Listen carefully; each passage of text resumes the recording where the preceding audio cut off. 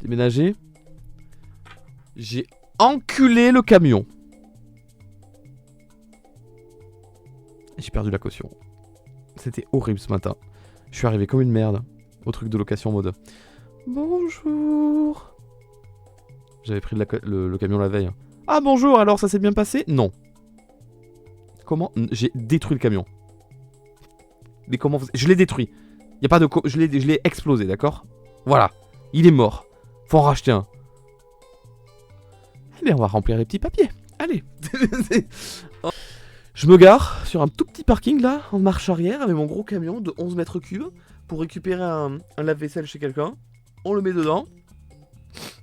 Bah, je repars, j'avance un peu, je tourne à droite, et en fait, il y avait un camion à côté de moi qui était à l'arrêt, il y avait personne. Je m'étais juste garé à côté. Et ben, vu que j'ai pas assez avancé pour ensuite tourner à droite, j'ai un peu avancé, j'ai commencé à manœuvrer. Et ben, c'est pas comme ma petite voiture que quand j'avance. Ma petite voiture, c'est un cube. Si je la fais avancer, elle fait ça. Elle fait ça. Le camion, lui, il fait...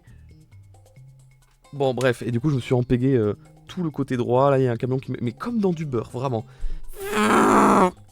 Je voyais dans le rétro, j'étais en mode... Ok. 300 € là? Non, c'est pas si grave. Marche arrière. Je sors dehors, complètement enfoncé. Mais vraiment, le camion en carton. En beurre. Je te jure, en beurre, le camion. Je vois ça. Je me dis, mais c'est pas possible. Tout rayé à mort, enfoncé à mort. On venait 9h30 du matin. C'était vraiment le début. On n'était pas parti encore.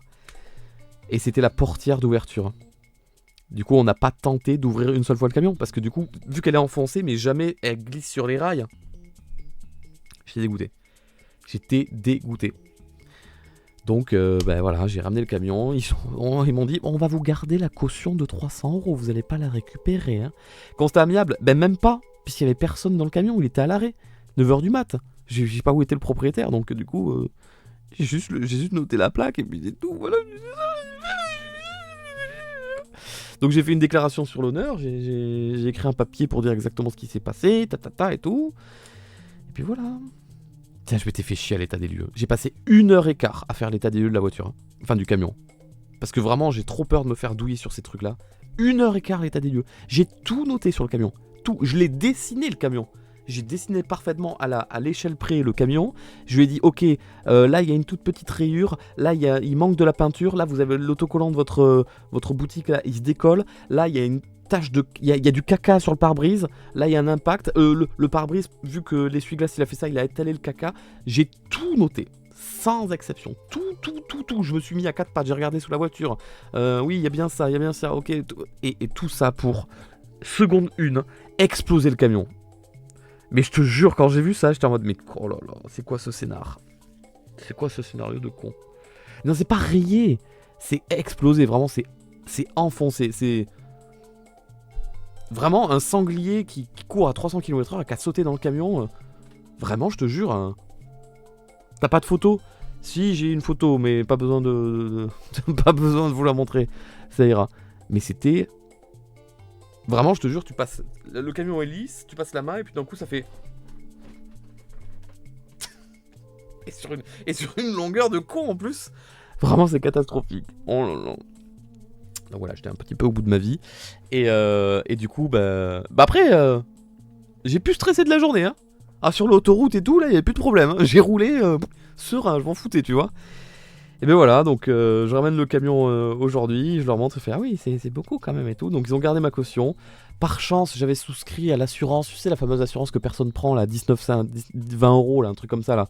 Je m'étais dit, ah, je sais pas, il y a tellement d'heures de trajet, vas-y, t'es pas à 20 € près, prends-la. Je l'ai prise.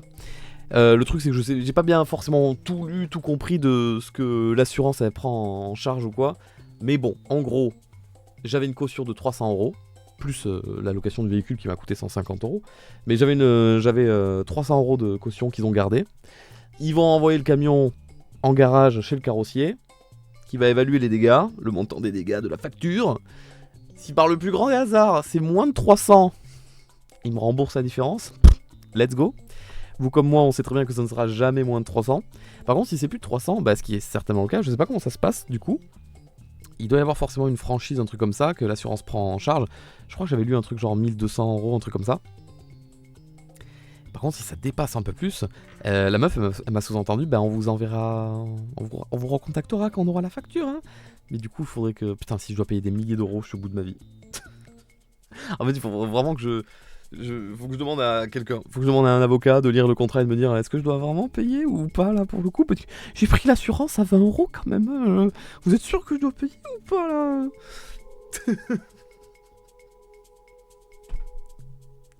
C'est fou. Voilà, c'est fou. Non mais moi, à mon avis, il faut vraiment sortir la portière et en mettre une nouvelle à la place. Et ça sert à quoi l'assurance du coup? Bah je sais pas, mais si les dégâts ils s'estiment à 20 000 balles, c'est pas mon assurance à 20 € qui va couvrir les 20 000 balles, tu vois ce que je veux dire? Enfin moi c'est ce que je pense du coup, mais... J'ai peur, j'ai trop peur. Je suis en stress total maintenant. Tous les jours, enfin tous les jours là, pas demain, mais à partir de la semaine prochaine, je vais me chier tous les jours quand... Dès que mon téléphone va sonner, je vais me dire oh putain c'est eux. Il va m'annoncer là, il y en a pour 10 000 €. Non s'il vous plaît, je veux pas. Et pendant que j'étais en train de remplir les papiers là, au comptoir là dans le magasin, et j'entends quelqu'un qui arrive derrière moi et tout, et donc c'était quelqu'un qui ramenait un camion aussi, puisque c'était lundi matin, tu vois, et elle demande alors ça s'est bien passé, et le mec derrière moi, non. Et je me dis, mais c'est une blague, c'est un pote à moi, c'est pas possible, je me retourne, et c'était vraiment un quarantenaire et tout, il était au bout de sa vie, il avait les yeux remplis de larmes et tout, les yeux rouges, et... Je me dis, non, ouais, c'est un sketch, c'est pas possible. Et il a expliqué, j'ai explosé le camion et tout.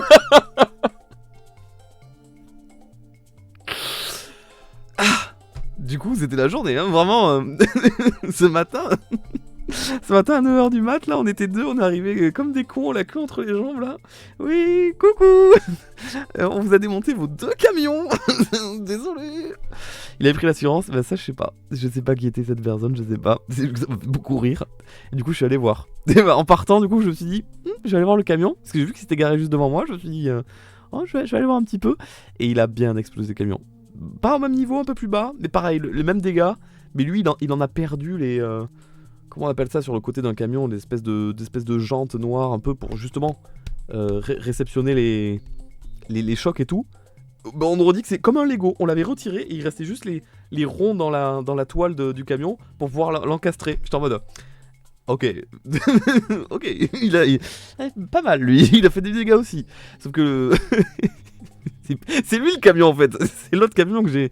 Ouais, comme des pare-chocs sur le côté, exactement. Bah il y avait plus le pare-choc, il y avait juste l'emplacement pour mettre le pare-choc, tu vois. Ça m'a fait beaucoup rire du coup. Sauf que lui, je pense qu'il aura moins de problèmes parce que... Enfin quoi que j'en sais rien, est-ce que c'est plus compliqué sur le camion ou sur la portière?